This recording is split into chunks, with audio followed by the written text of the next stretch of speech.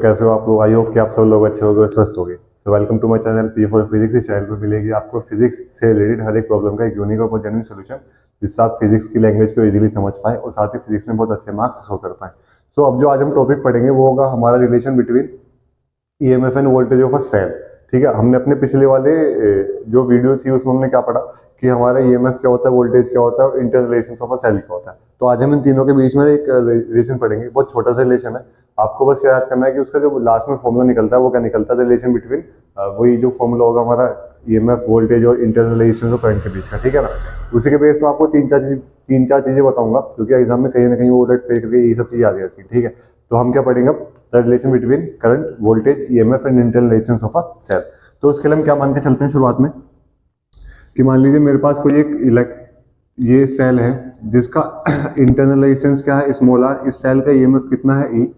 और मैंने बाहर एक क्या जोड़ दिया, एक रजिस्टर जोड़ दिया। क्या जोड़ दिया? रेजिस्टेंस, है ना। इसका रेजिस्टेंस कितना है, आर। और मैंने इसको इसे के जोड़ दिया। ये जो पूरा है ये सेल का हिस्सा है, ये क्या है, पूरा एक सेल का हिस्सा है। ठीक है, अगर मैंने इसको ऐसे जोड़ दिया, अगर मैंने इसको इस तरीके से जोड़ दिया तो ऑब्वियस बात है इस वाले पूरे सर्किट में करंट फ्लो होगा। तो हम क्या मान के चलेंगे, करंट कैसे फ्लो हो रहा है, from positive to negative, positive to negative, और इस तरीके से करंट फ्लो हो रहा है पूरे सर्किट के अंदर। ठीक है, अगर मैं आपसे ये पूछ लूं कि what is the value of current in the circuit, तो आप क्या बोलोगे कि भाई आई की जो वैल्यू होती है वो क्या होती है, वी अपॉन आर। लेकिन मैं यहाँ वोल्टेज तो लूंगा नहीं, क्योंकि मुझे पता है सेल का ईएमएफ इज मैक्सिमम वोल्टेज, तो मैं मैक्सिमम तो लूंगा।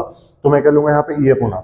तो मैंने काम कर दिया ई अपॉन टोटल रेजिस्टेंस। और यहाँ पे टोटल रेजिस्टेंस क्या होगा, जो हमारा इंटरनल रेजिस्टेंस है सेल का वो, प्लस जो हमारा एक्सटर्नल रेजिस्टेंस सेल का वो। तो हम क्या लिखेंगे, small R plus capital R. ठीक है, ये सिंपल से करंट का फॉर्मूला तो लगाया मैंने। आई का फॉर्मूला क्या होता है, वी अपॉन आर। और मेरे हिसाब से वी का मतलब क्या हो गया, ईएमएफ। इंटरनल रेजिस्टेंस का मतलब क्या हो गया, टोटल, सॉरी आर का मतलब क्या हो गया, टोटल रेजिस्टेंस, जो हमारे क्या internal resistance plus external resistance. तो वो क्या हो गया, small R plus capital R. ठीक है, अब देखो अगर मैं इसकी क्रॉस मल्टीप्लाई कर दूं इस तरफ, तो मेरा फॉर्मूला बनेगा आई, और ये क्या बन गया, ई। ये तो बनेगा। अगर मैं इस आई की और फर्दर मल्टीप्लाई कर दूं अंदर, तो बनेगा I small R plus I capital R. ठीक है, E equals to I small R plus I into R, मतलब करंट और इसके अराउंड वोल्ट। तो क्या बन गया मेरा वोल्टेज, तो ये क्या हो गया, वोल्टेज V। तो V का V का फॉर्मूला क्या होगा, E माइनस आई आर। ठीक है, जब ये आई आर इस तरफ जाएगा तो मेरा क्या बन गया, वोल्टेज। तो यहाँ से वोल्टेज का फॉर्मूला क्या निकलता है मेरा, E माइनस आई आर। तो इसका मतलब क्या हुआ कि जो भी मेरा वोल्टेज होगा वो किसके बराबर होगा, ईएमएफ में से माइनस करेंगे क्या, current into internal resistance of a cell. अब एक बात बताओ, मैंने आपसे पहली बात बोली थी कि ईएमएफ हमेशा बड़ा होता है वोल्टेज से। ठीक है, ये तो हमें पता ही था। अभी क्यों बड़ा होता है देख ली, सुन लीजिए। ईएमएफ में से कुछ माइनस हो रहा है, ईएमएफ में से कुछ माइनस हो रहा है, उसके बाद मैं क्या निकाल पा रहा हूँ, वोल्टेज। तो ऑब्वियस सी बात है बड़ा कौन हुआ, वोल्टेज ही तो, सॉरी बड़ा कौन हुआ, ईएमएफ ही तो हुआ, क्योंकि ईएमएफ में से कुछ घटने के बाद वोल्टेज आता है।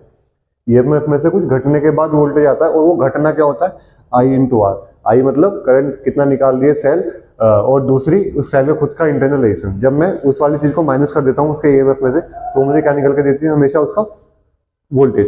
तो ये कहता है हमारा relation between voltage, EMF and current. आप इसको जल्दी से नोट कर लो।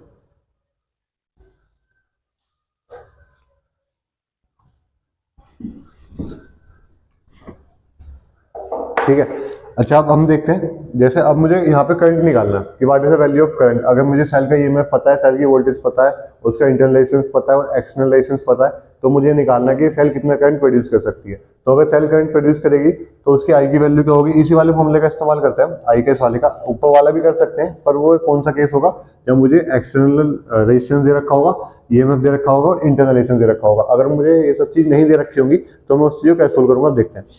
देखो जैसे ये क्या हो गया, I R equals to E minus V, ऐसे तो लिखा जाएगा ना भाई, I R equals to E minus V. ठीक है, तो यहां से आई का फॉर्मूला क्या हो गया, ई माइनस वी अपॉन आर। क्या हो गया, ई माइनस वी अपॉन आर।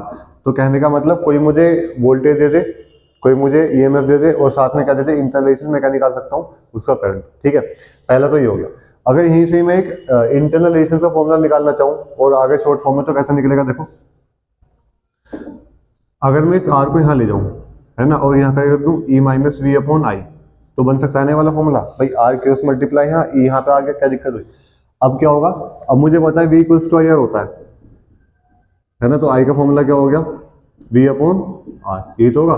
तो मैं इस आई की वैल्यू यहाँ रख दूंगा, तो क्या बनेगा, ई माइनस वी और वी अपॉन आर। तो ये यार ऊपर चला गया, और ये क्या बन गया मेरा, ई माइनस वी अपॉन वी। अगर मैं इसका एलसीएम ब्रेक करूंगा तो क्या होगा, E upon V minus one.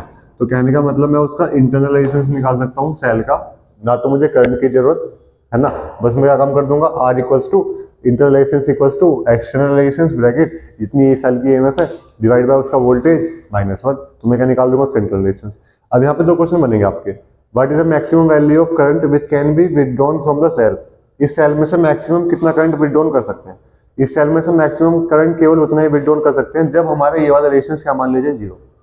ये वाला रेजिस्टेंस क्या मान लीजिए, मान ले ये है ही नहीं। अगर ये है ही नहीं तो ऑब्वियसली बात है सेल ईएमएफ क्या करेगी अपना, सॉरी सेल क्या करेगी अपना मैक्सिमम करंट प्रोड्यूस कर सकती है, ठीक है।